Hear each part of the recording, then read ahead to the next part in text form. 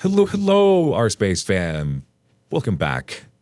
In this episode, we got a story that just doesn't understand how she, a 40-year-old female, how does she cheat on me, a male of 41, with so much ease? Let's see if he gets to the bottom of it. I'll bet he finds out. My wife and I have been married for over 11 years. I recently discovered that she has been cheating on me for months with an ex-colleague. She was laid off a few months ago due to COVID, but my freelance job is still on, and I make enough. Yesterday, she went out in the afternoon stating she just had to get out and see her girlfriends.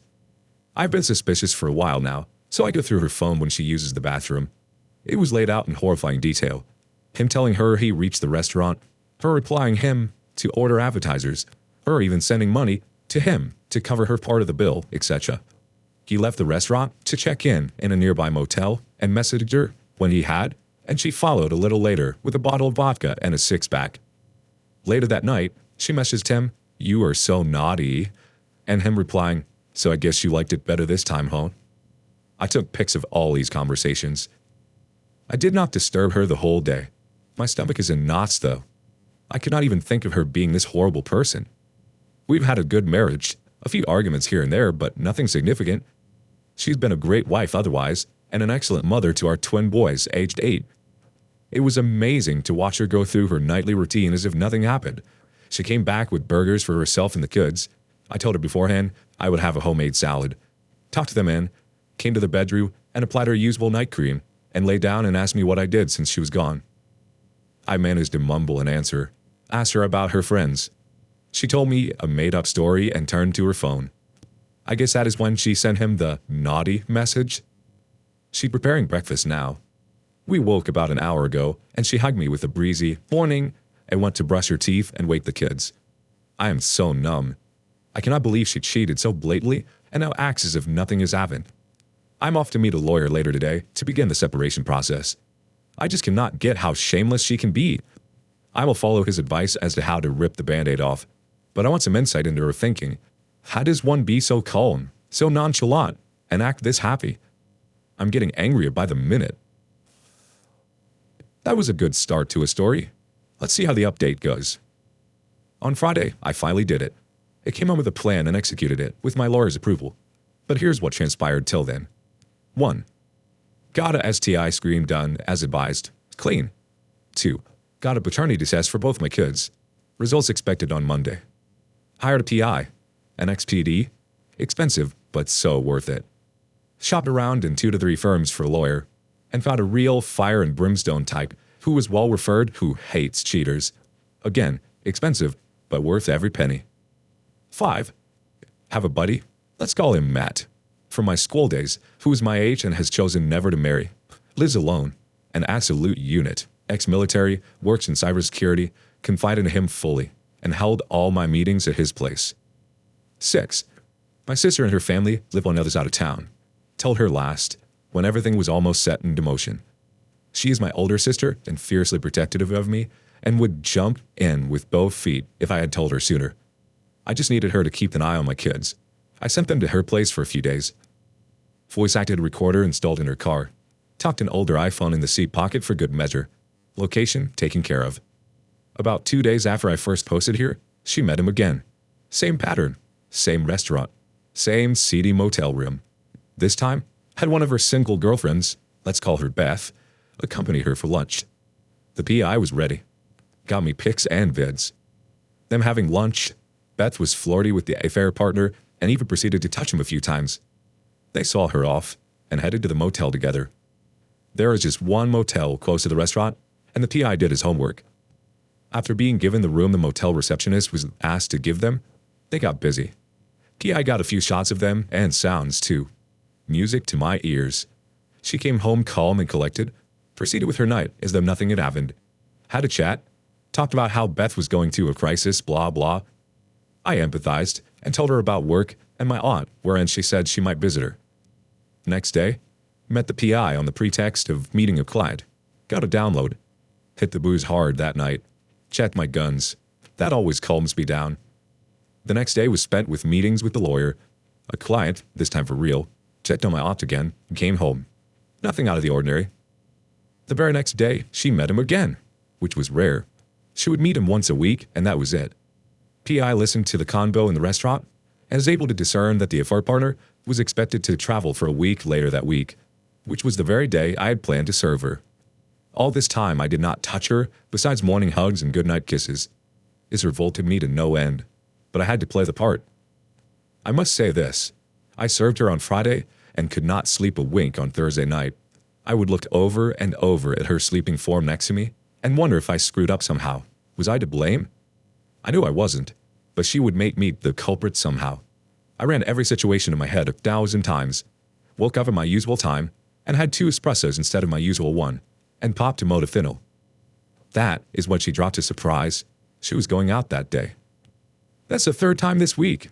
Does Beth really need you that much? No, Beth's fine. It's my mother. She has to see a doctor for her joint pains, and I said I would take her. Yay. When do you plan to take her? In the evening. I will leave earlier, though. I might have lunch there. I said that's a good idea. And it was normal, as since she was fired, she would have at least 1 meal a week at her parents'.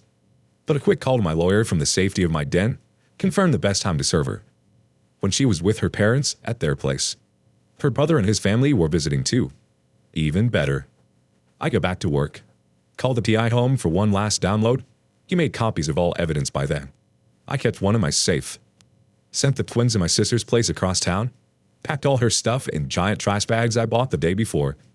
The server confirmed via text about 3 p.m. that she had been served. I calmly waited by the phone. The call arrived at about 3:20. Blah, blah, blah. What the hell? Sounds of mother-in-law crying in the background, father-in-law yelling something, not clear. Me in as calm a voice as possible. I need you to read everything that was sent carefully and come over. Alone. Now. I disconnected the phone and switched it off. Unhooked the landline too. She arrived. Along with Beth. I asked Beth to leave. Soon-to-be ex-wife said she needed her to stay. I calmly repeated that she had to leave and that she was never welcome in this house ever again. The dictaphone was recording everything, so I wanted to be quiet yet firm. Beth said, I'll stay in the car, and left. Beth was the instigator of my soon-to-be ex-wife's infidelity, so I wanted that witch out. Besides, she had no place in our family home anyway. I sat soon-to-be ex-wife down, gave her the PI's file, told her I knew everything. She went to the file. She looked pale, as if she saw a ghost. She said she was just helping her get a job, which is why she met him. All right, how about this? Played the sounds of passionate lovemaking. Her jaw dropped to the floor. Showed her printouts of her texts with her affair partner. Showed them pics of them kissing in his car, walking around hand in hand in the mall. You went through my phone? I think you have bigger problems than that now. I smiled. I proceeded to ask if there was anyone else, not that it mattered. She said no, there wasn't. Proceeded to show her raunchy texts with another guy and woman. Looks like my beloved was sampling the other side of the buffet as well. She sobbed, bawled, curled into a ball, offered an explanation about being lonely, but I cut her off. I just wanted to get the hell out. I need you to leave. Your stuff is in trash bags in her bedroom. Take them and go. This is my home too. It ceased to be your home when you cheated on me and our sons. I lost it for a second there. Gathered myself, told her again that she was never welcome here and should go now. Gave her the file, told her again to leave, get legal representation. She nodded quietly. At this point, I did not need anything. No explanation, no closure, just needed her out. She said again it was her home and she was not going anywhere.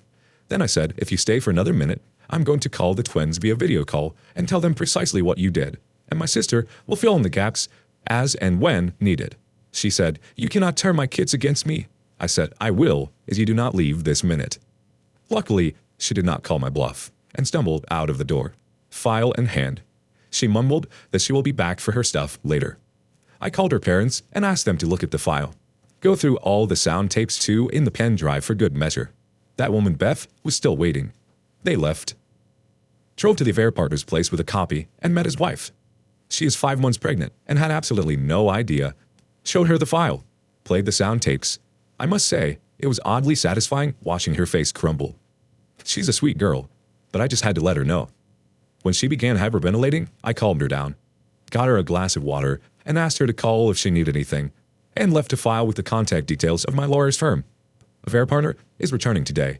She is undecided as to the future course of action, but said she will talk to her family and decide. Got home, spoke to the HR at a fair partner's company. My soon-to-be ex-wife's ex-employer.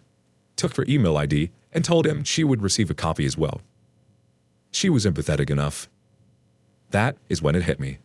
When packing soon-to-be ex-wife's stuff, I chanced upon a bunch of photo albums that had everything. Her and I dating, a wedding album, a scrapbook she made when we had our twins, trips and picnics, etc. I tossed them on the bed when I was packing the bags. Now I went through them and cried my lungs out. Spoke to Matt and my sister. Went on a drinking spree. He came by to check in sometime later, and I just hugged him and cried. Sobered up and saw that I had a healthy number of missed calls. Spoke to the father-in-law. Told him what my terms were. There would be a divorce, no trying to get back together, no couples counseling. His loving princess had screwed up, and that was it. I would keep the house and pay her off. As for the kids, if she decided to be too demanding regarding custody, I would fight to the end. Asked him to advise her against an adversarial divorce, else she and the family would be outed in every way possible to the seediest folks across the state. He mumbled an apology and hung up. Her brother dropped in with a pickup truck the next day to take the trash out. Said she will live with them for a while. He could barely make eye contact while talking. And yes, they'd get another copy of everything. My lawyer's firm has it, and they will hand it over to my sons when they turn older, along with a handwritten note from me. Just for caution in case something happens to me. I wouldn't want them to miss out on mommy's dearest shenanigans now, would I? That's it then. Almost underwhelming in the end, but worth it.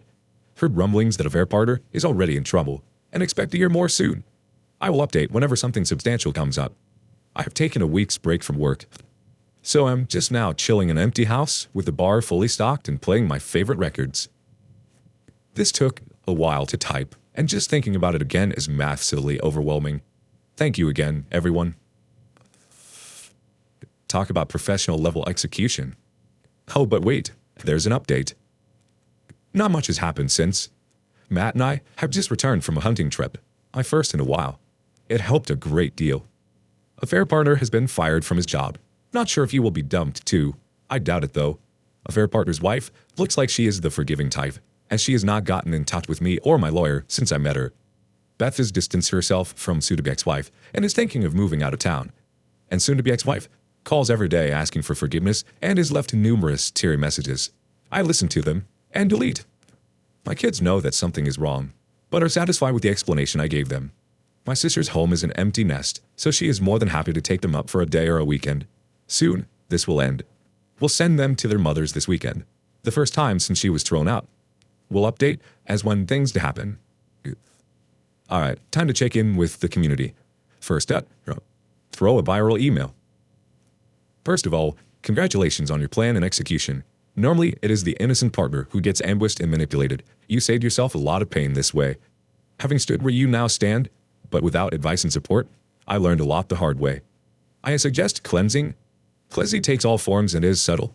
For me, it was a huge surprise that I felt totally elated some years later when she remarried and stopped using my surname as a result. That was cleansing that was out of my control. I respectfully suggest to you now that you look around the house. If something, any possession hurts you when you hold it, or it brings back memories, then trash it. Apparently, burning stuff has a good effect, like burn the marital bed, etc. Get rid of her curtains, etc., as they were her color and her pattern choice. Repaint walls in your colors. Throw out floor rugs that she chose. Become yourself again. You as an attractive and well-rounded man. There are many steps towards healing, like going full no contact. Also, full no contact with anyone who supports her. They will make you feel bad. Realizing that it's not your fault, and more. Part of marriage is compromise, so turn around and start enjoying the stuff you stopped doing due to compromise. Go travel. I went to the UK and Bali in Indonesia. Do activities that bring back fun and your sense of adventure. I went whitewater rafting and then learned to paraglide. Most of all, do stuff that is fun for you. Don't drink for a while and seek out a good friend who will listen to you as you blurt out stuff again and again. The same old stuff as you slowly recover. I wish you happiness. It will come to you. The OP's response? That sounds like great advice. I might not implement all of it, but a few things will be tossed or burned for sure. As for traveling, that might have to wait for a while. I have always wanted to visit Scandinavia. I might go when the time is right and fares are low.